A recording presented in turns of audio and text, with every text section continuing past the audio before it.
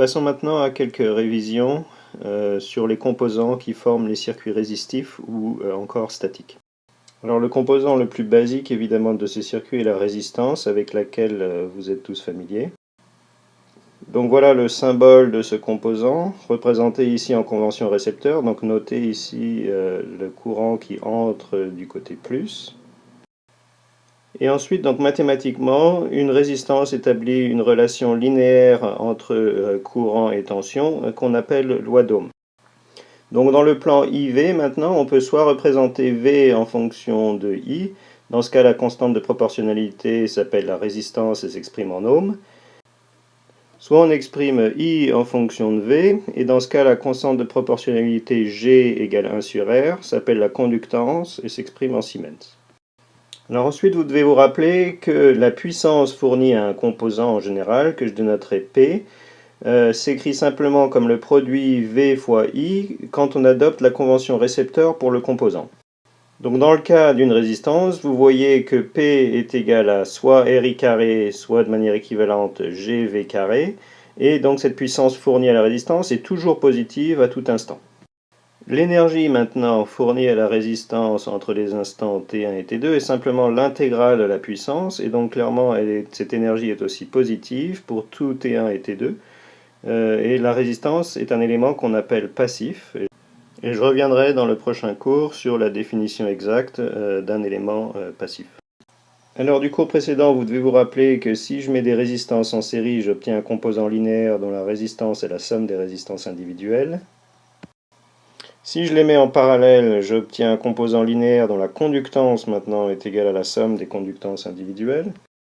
Vous devez vous rappeler des formules de diviseur de tension, de diviseur de courant, et autres formules qui vous permettraient d'analyser les circuits comportant des résistances de manière rapide.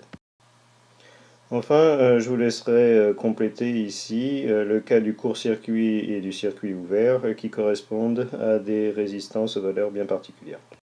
Alors on a vu que les résistances sont des éléments passifs et aussi statiques dans le sens où ils établissent une relation algébrique entre courant et tension qui est vérifiée à tout instant.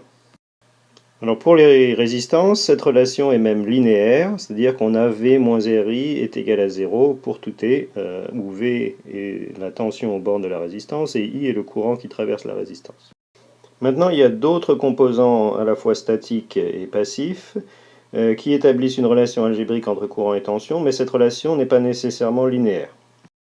La façon la plus générale de représenter cette relation est de tracer un graphe dans le plan VI ou IV, où I est le courant traversant le composant et V est la tension aux bornes du composant.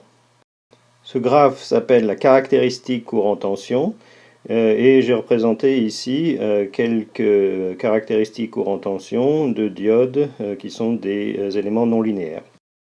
Alors si je regarde par exemple la caractéristique d'une diode à jonction PN, je vois que cette caractéristique augmente de manière plus rapide qu'une fonction linéaire dans la partie où V est positif. Voici une équation ensuite possible pour cette caractéristique de diode à jonction PN qui explique le comportement dans la zone où V est positive, voire légèrement négative, mais par contre n'explique pas le comportement une fois que V devient trop négatif. Voici la caractéristique d'une diode à effet tunnel. Vous noterez en particulier ici cette pente négative, et on verra dans ce cours comment une résistance négative est utile pour fabriquer par exemple un oscillateur. Alors il y a des cas où la caractéristique ne peut pas être exprimée sous la forme de V comme fonction de I ou I comme fonction de V. C'est le cas par exemple de la diode idéale. On voit ici que si V est égal à 0, alors n'importe quelle valeur de I positive est possible. Et si I égale 0, alors n'importe quelle valeur de V négative est possible.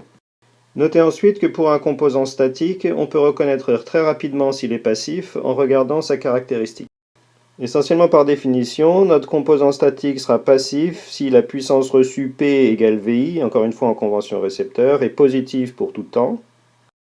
Ce qui veut dire que V et I doivent toujours être de même signe, ou encore que la caractéristique tension-courant doit être dans les quadrants 1 et 3. Donc un composant statique qui ne serait pas passif est par exemple une résistance négative V égale RI avec R négative, donc la caractéristique serait comme ça, et un tel composant injecterait de l'énergie en moyenne dans le système. Alors pour former des circuits résistifs intéressants, il faut rajouter des sources qui peuvent être soit dépendantes, soit indépendantes, et qui sont des éléments qui injectent de l'énergie dans le circuit en moyenne au cours du temps.